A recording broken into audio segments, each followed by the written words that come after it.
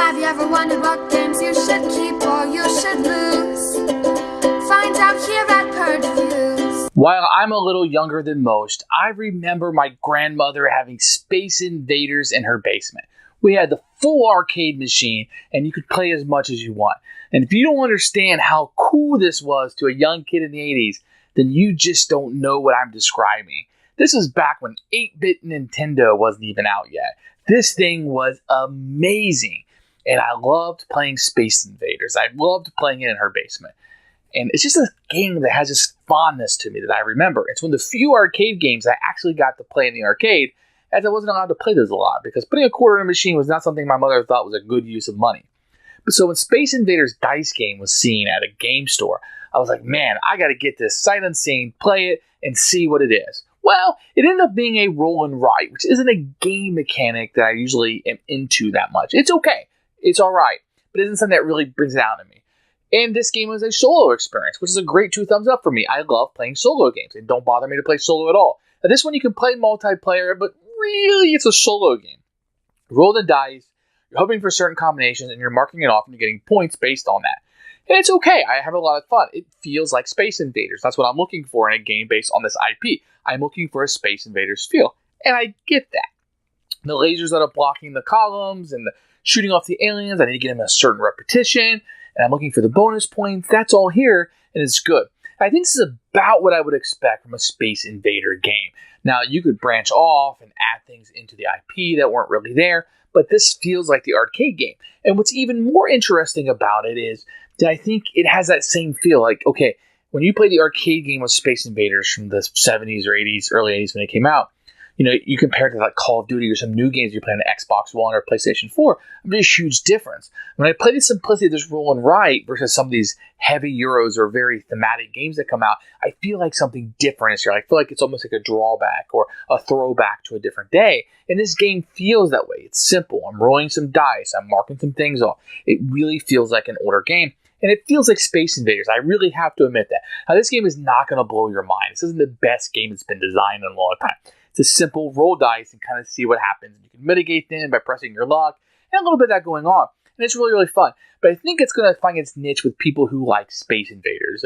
Maybe people who like roll and write games. I'm not sure if this is going to, make a mark on the industry, but I really did like it for what it is. And I'm actually going to keep it for a couple of reasons. For one, it's one of the few roll and write games that I actually own and have. I think it fits that niche for me, maybe having 2 to 5 of those games. Number 2, I like Space Invaders. I have fond memories of it. So having this game brings back that nostalgia for me. And I like that, especially in my favorite hobby now, board games. So it fits that for me.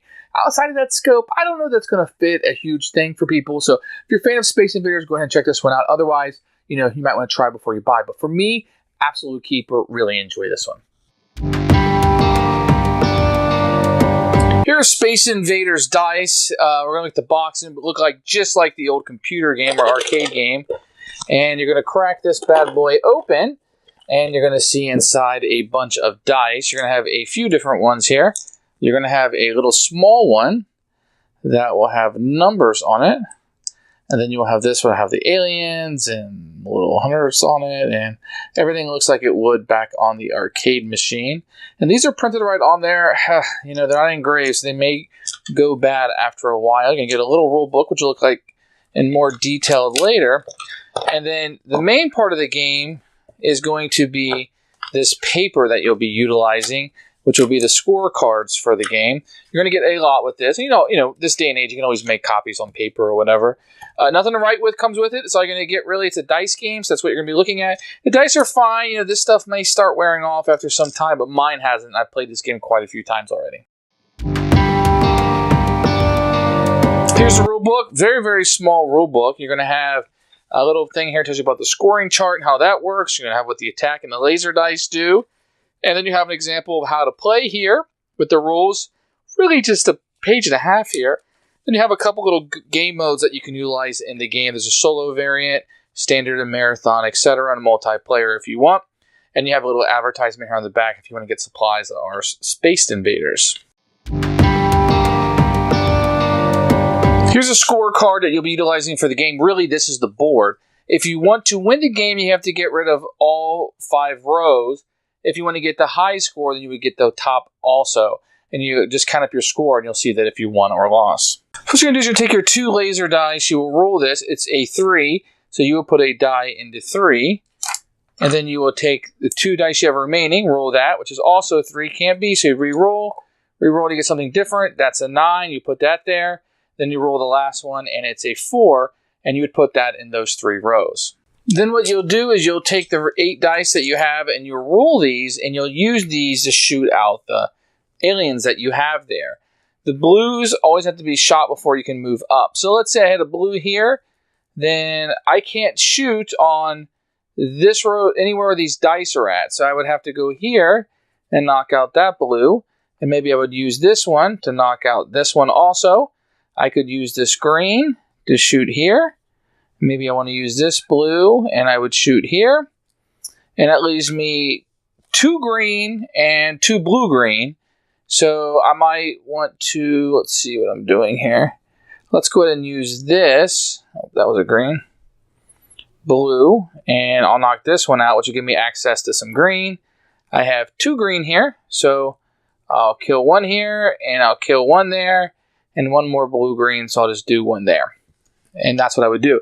Now, the red ones, you can shoot. If you get up all the way to the top, you can shoot with any cannon that you want to. Now, if I wanted to re-roll something, because let's say I got this X or something I didn't need, I could re-roll it, but when I re-roll it, I would take a double penalty. If there's a die I can't use, I would X one of these white spaces out, and when I fill that up, then we would lose the game, and the game would end, and you would calculate your points. At the end of the round, I'd have to get rid of one of these. It doesn't matter which one, but I would just knock that out, and that would showcase that I lost that one. That wouldn't score me any points. You get rid of one of those each round because they're fleeting. If at any point 2 of these rows or a row becomes cleared, then I would have 1 less die to roll. This would go back in the box, and I would just roll the remainder. Right now, because none of these are cleared off, I would have all 8 dice to still roll, and I would do so my next turn. I would roll the laser die again. But I only roll 2 of these, so that would be 6. So 1 would go here. That can't shoot a cannon this round. I've got 7 here, so that one also could not. And then I would roll the last one, be a 4. I still have all 8 of my dice, and I would be able to do that. And I would go ahead and start shooting again. If at any point I actually do destroy one of these, which I would be able to do here. So if I did that, I could get rid of this pink one. And let's say I wanted to use this green one. I could use any color I want to do this. Then I would roll this and would tell me, okay, that was worth 100 points, and I would write that in. That would be worth 100 points at the end of the game. So that's how this die would be utilized. You continue to do that until you're out of white spaces or blank space of dice you can't use. You add up your points and you see if you won. Now, there are 2 different ways to play this solo. The first way is to play and try to beat your score. And every time you play, you would just utilize this and try to get a higher and higher score. The second way to play it as a solo is a marathon. And you would play through the game and get a score, and you play the second time, you would take 2 penalties at the start of the game and continue to score that way. Then, each additional game that you play, you get 2 more penalties until you are no longer able to score any points. If you're able to beat all 15 levels of the game, you have won the marathon. Who should buy this one? Strictly fans of Space Invaders and Roll and Write games. It's going to be a little bit more on the simple part of Roll and Write. I feel like it's a lot more on the roll than it is the write. Not a whole lot of strategy in the game. A little bit of pressure luck, but you're still going to be at the mercy of the roll, which is fine. It's kind of with the nature of the beast here of what we're dealing with. Space Invader fans, I mean, if you're a true Space Invader fans, I think you're going to get the feel of the game from here. So I think it will get that. Now, if you're expecting the arcade presentation, you know, the game looks like it. You get the little 8-bit stuff on the dice. It goes for it. I like what you see here. And it's going to squarely be in that. If you don't know what Space Invaders is, pass what's on by. I'm not sure it's going to meet your criteria, but I like this game just the same, and for us, it's a key. Thanks for watching the video. I really appreciate you tuning in. If you liked it, please like it and hit that little subscribe button. That really helps out the channel, lets us know that you're getting the videos that you want. If you agreed or disagree with what I said, feel free to comment below. I'd love to hear what you have to say, and I promise that I will comment back. Thanks for watching, and everybody else, keep playing.